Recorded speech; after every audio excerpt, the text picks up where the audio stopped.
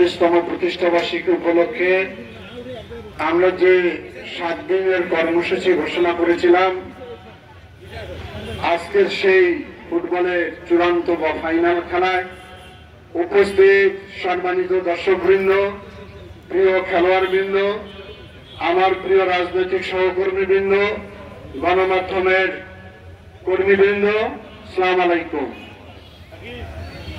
আপনারা জানেন যে বিএনপি এমন একটি রাজনৈতিক দল, আন্দোলন সংগ্রামে যেমন পারদর্শী, নির্বাচনে যেমন পারদর্শী, রাষ্ট্র পরিচালনায় তেমন পারদর্শী, এবং তেমনি ভাবে ক্রীড়া এবং সাংস্কৃতিক অঙ্গনও তারা সবসময় ভূমিকা রাখে।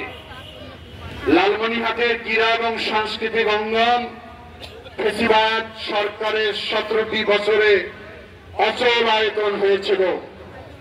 এই মাঠে 34 বছর পর নাকি এই টুর্নামেন্ট অনুষ্ঠিত হচ্ছে। এটা আমাদের জন্য লজ্জার, এটা আমরা কাউকে জোরে বলতে পারি না। কারণ একটি সুস্থ মানুষ তৈরি করতে গেলে খেলার কোনো বিকল্প নেই। সেই খেলাকে তারা নির্বাসনে পাঠিয়েছে। কেমনে জনগণের ভোট চুরি করবে, কেমনে বাংলাদেশের মানুষের টাকা লুট করে বিদেশে নিয়ে যাবে, কেমনে জনগণের ভোট ডাকাতি করবে, সেই কাজে ব্যস্ত ছিল। যার ফলে আমাদের যুব সমাজ ধীরে ধীরে মাদকাসক্ত হয়েছে, জুয়ায় আসক্ত হয়েছে। যারা আগামী দিনের ভবিষ্যৎ, যারা বাংলাদেশ গড়বে, তারা যদি আজকে এ ধরনের নেশায় বুঁদ হয়ে যায়, তাহলে বাংলাদেশ ঠিকভাবে চলতে পারে না। এটি একটি পার্শ্ববর্তী দেশের প্রেসক্রিপশন অনুযায়ী এই দাবেদার সরকার সেই কাজটাই করেছিল।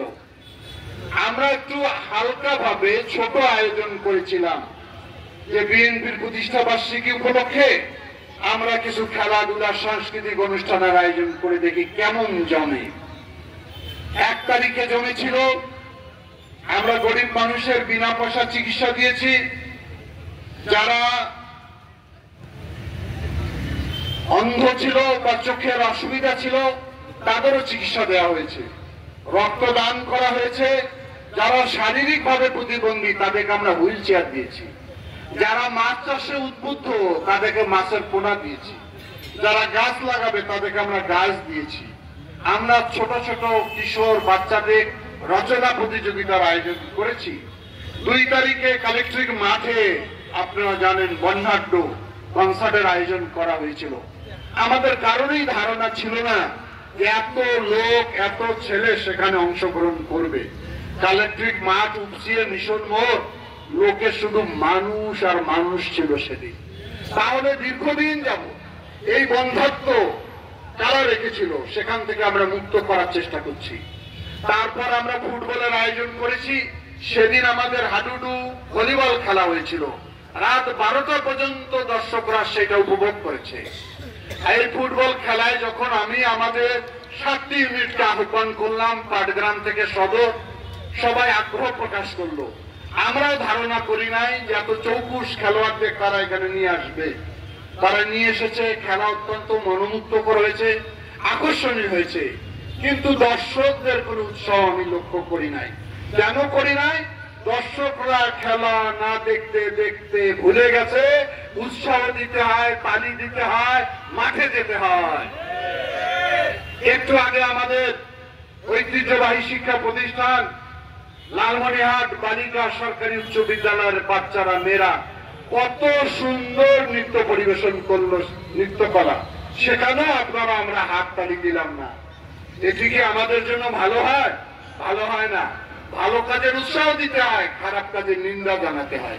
সমাজকে যদি ভালো করতে চাই, লালমনিরহাটকে যদি আলোকিত করতে চাই, লালমনিরহাটকে যদি সমৃদ্ধ করতে চাই, অবকাঠামোর উন্নয়নের পাশাপাশি খেলাধুলা সাংস্কৃতিক অঙ্গনকে সমৃদ্ধ করে তুলতে হবে। এর কোনো বিকল্প নাই। আজকে খেলা বাংলাদেশের বিভিন্ন জায়গা থেকে এখানে খেলে যায়। আমরা ওই দিন করব, অল্প দিনের মধ্যে লালমনিরহাটের ছেলেরা বাইরে খেলে লালমনিরহাটের সুনাম অর্জন করবে। সেই প্রশিক্ষণের ব্যবস্থা করতে হবে আমাদের। আমরা খেলার মাঠে ফিরে নিয়ে আসতে চাই, নেশাকে না বলতে চাই। সুতরাং আমাদের এই আয়োজনে যারা শরীক হয়েছেন সকলকে আমি ধন্যবাদ জানাই। আজকে বিপুল পরিমাণ দর্শক উপস্থিত হয়েছেন।